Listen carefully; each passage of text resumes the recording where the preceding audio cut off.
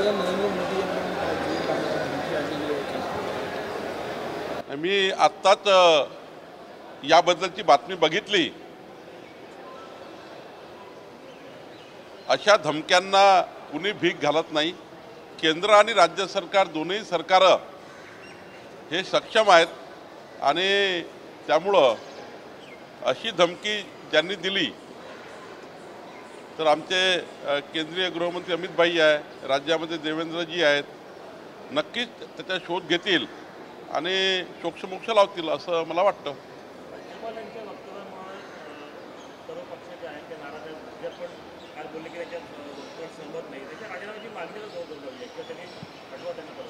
राज्यपाल महोदय ज्या दिवशीपासून महाराष्ट्रात आले त्या दिवशीपासून छत्रपती शिवरायांच्या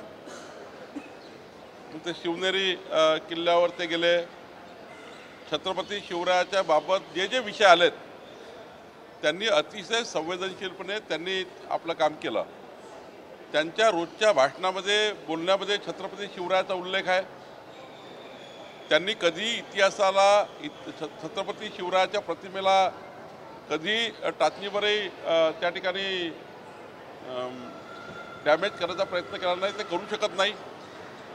आणि छत्रपती शिवराय मी कालही सांगितलं आणि सर्वच आमची भूमिका मांडली की भारतीय जनता पार्टीचा कुठलाही कार्यकर्ता,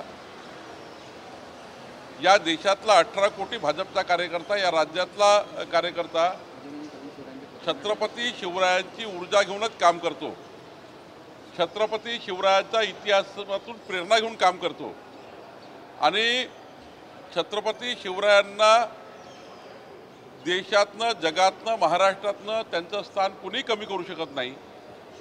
पण ज्या दिवशी हे संदर्भ आला त्या स्टेजचा शरद पवारजी, नितीनजी त्या स्टेजवर असताना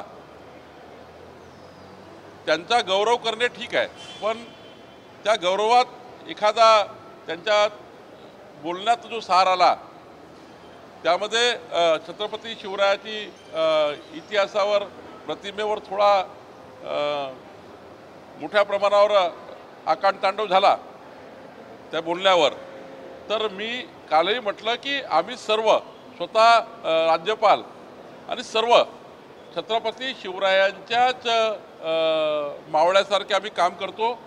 त्यामुळं विरोधकांनी केवळ स्वातंत्र्यवीर सावरकरांच्या अत्यंत लाजिरवाण्या शब्दामध्ये राहुल गांधींची टीका केली, त्या विषयाला संपूर्ण महाराष्ट्राने निंदा केली आणि त्या विषयाला सोडून त्या विषयावर मग जर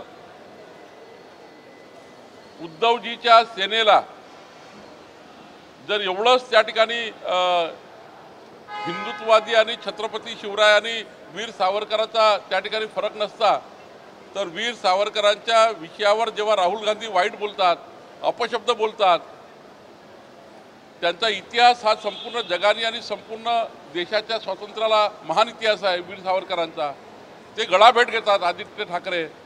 खरं तर इतिहासावर कोणी आता जाऊ नये, त्या विषयाला काढून पुढं त्या ठिकाणी मोठ्या प्रमाणावर अनेक विकासाचे कामं आहेत, महाराष्ट्राला पुढं न्यायचं आहे आणि केवळ टीका टिप्पणी करण्याकरता आता खूप त्या ठिकाणी मला वाटते महत्त्व देऊ नये. आपणही त्या ठिकाणी महत्त्व देऊ नये असं मला वाटतं. नाही, राज्यपालांची बिलकुल पाठराखण माझं म्हणणंच नाही आहे. ते बोलले, त्यांचा मतितार्थ जर छत्रपती शिवरायाची प्रतिमा मनन करण्याचा असेल तर निश्चित तो चुकीचाच आहे. छत्रपती शिवरायांची प्रतिमा, त्यांचा इतिहास, त्यांचा जाजल्ब इतिहास आणि आमच्या सर्वांचं, आमची जे भारतीय जनता पार्टीचं संघटन आणि संघटनेचं काम हे छत्रपती शिवरायांच्या एकंदरीत इतिहासाची प्रेरणा घेऊन आम्ही काम करतो आहे. त्यामुळं आम्ही कधीच समर्थन करत नाही आहे.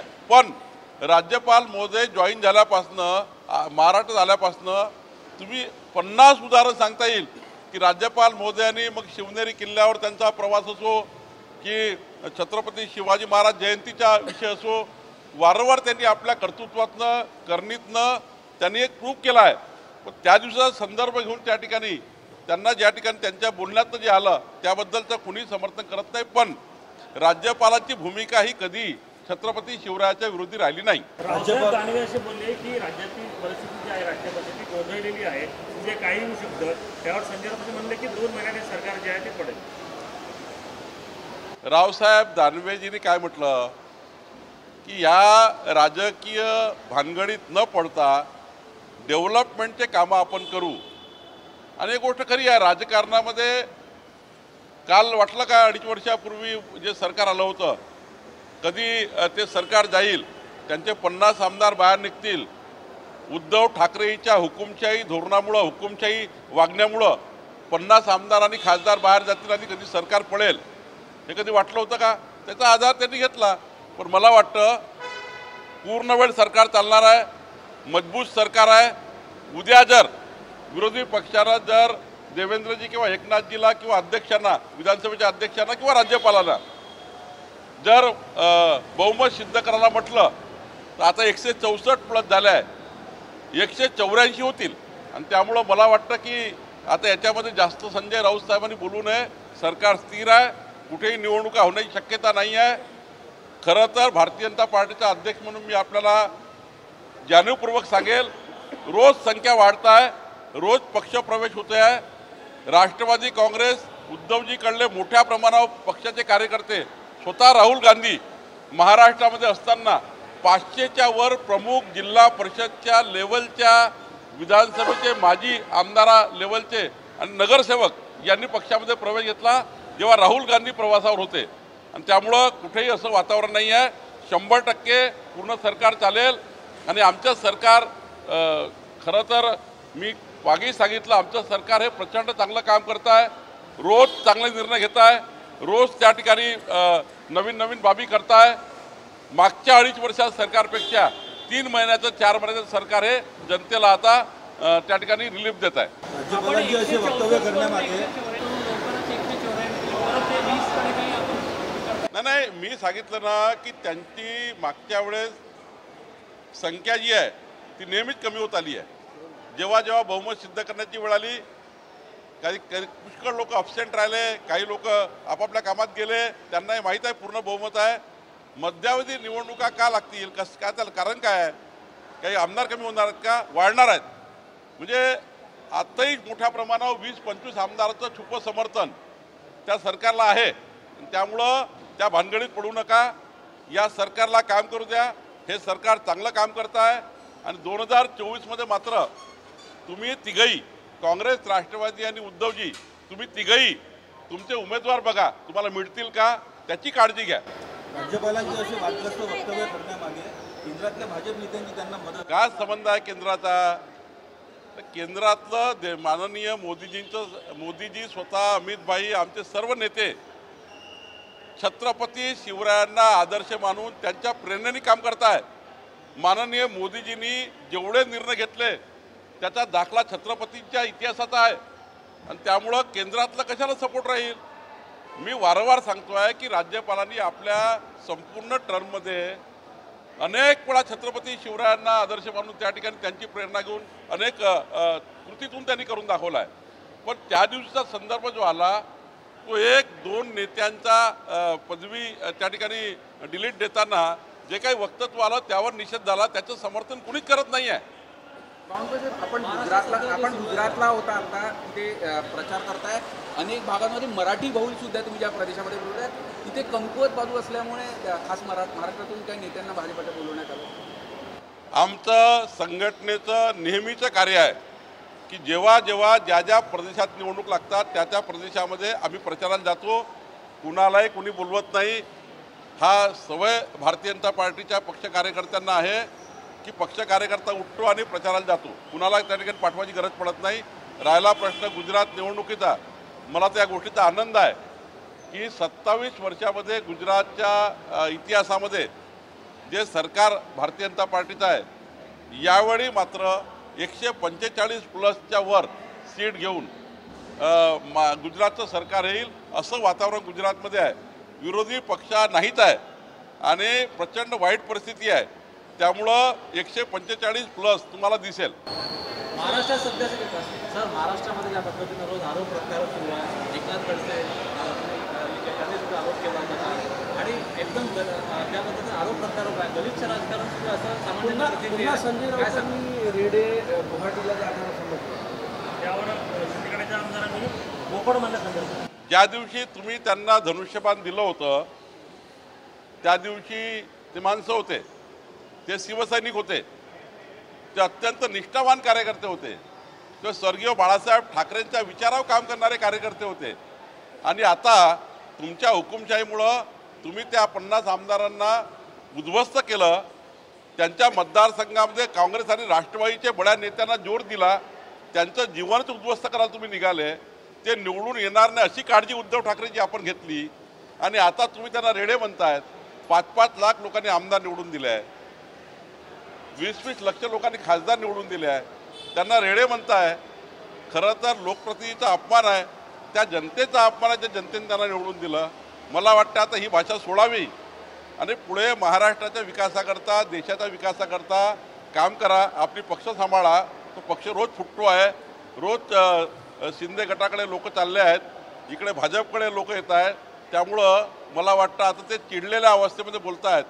आमदारांना रेडे म्हणणे, आपल्या शिवसैनिकांना त्या ठिकाणी ते या पद्धतीने बोलणे, याचा अर्थ काय? याचा अर्थ ते कुठल्या मानसिकतेत आहे? वृद्धिभंश झाल्यासारखं वागतात आहे. आणि मला वाटतं असेच जर वागायला लागले, त्यांच्याकडले जे आमदार आहे तेही काही राहणार नाही, त्यांच्याकडले खासदार आहे तेही राहणार नाही. उद्या त्या स्टेजवर 4 लोक दिसतील. ही परिस्थिती उद्धवजीची होईल असं दिसतं. उद्धव ठाकरे आणि प्रकाश आंबेडकर एकत्र येण्याची हालचाली सुरू झाली आहे, त्याचा काय होतं? नाही, त्यांच्या पक्षाचे अधिकार त्यांना, कोणाला एकत्र घ्यायचं, कोणाला त्या ठिकाणी कोणत्या विषयावर, म्हणजे उद्धवजीचा विचार, छत्रपती शिवरायाच्या विचारावर तयार झालेली शिवसेना, त्यांची प्रेरणा घेऊन तयार झालेली शिवसेना, स्वर्गीय बाळासाहेब ठाकरेंचं आयुष्य, त्यांचं विचार, हे सर्व मूठमाती टाकून उद्धवजी आता आपला पक्ष वाचवण्याकरता काहीही करू शकतात. काहीही. मी तर म्हणेल उद्या त्यांना फक्त समाजवादी पार्टीची, म्हणजे एखाद्या वेळी अबू आझमीची बैठक घेऊन किंवा ओवेसीची बैठक घेऊन उद्धव ठाकरेजी महाराष्ट्रात ओवेसीची युती करू शकतात. त्यांचा पक्ष वाचवण्याकरता ते काही करू शकतात. ते समाजवादीलाही हातात घेऊ शकतात, कुणालाही घेऊ शकतात ते. आणि त्यांचे प्रवक्ते बघा ना काय करतायत. त्यांचे प्रवक्ते कोणत्या पद्धतीनं त्या ठिकाणी काम करतायत तुम्ही बघितलं व्हिडिओ आता. आणि त्यामुळं ते काही करतील. मताच्या राजकारणाकरता उद्धवजींनी सारं गुंडाळून ठेवलं. मी आणि माझा मुलगा राजकारणात राहायला पाहिजे, बाकी सर्व कार्यकर्ते उद्ध्वस्त झाले पाहिजे, विचारही उद्ध्वस्त झाला पाहिजे, याकरता ते काम करतायत. प्रधानमंत्री को देखिए, मैंने अभी देखा है न्यूज़ मीडिया के माध्यम से, तो मुझे लगता है कि क्या उसमें सही है क्या गलत है, वो केंद्र की सरकार जो केंद्र की सरकार और राज्य की सरकार, दो सरकारें है. अमित भाई जैसे हमारे गृह मंत्री है, देवेंद्र जी है, तो निश्चित रूप से वो इस पे जाएंगे. कौन इस प्रकार से माननीय पंतप्रधान जी को थ्रेट देने की बात कर रहे हैं, तो निश्चित रूप से सरकारें काम करेगी उसमें.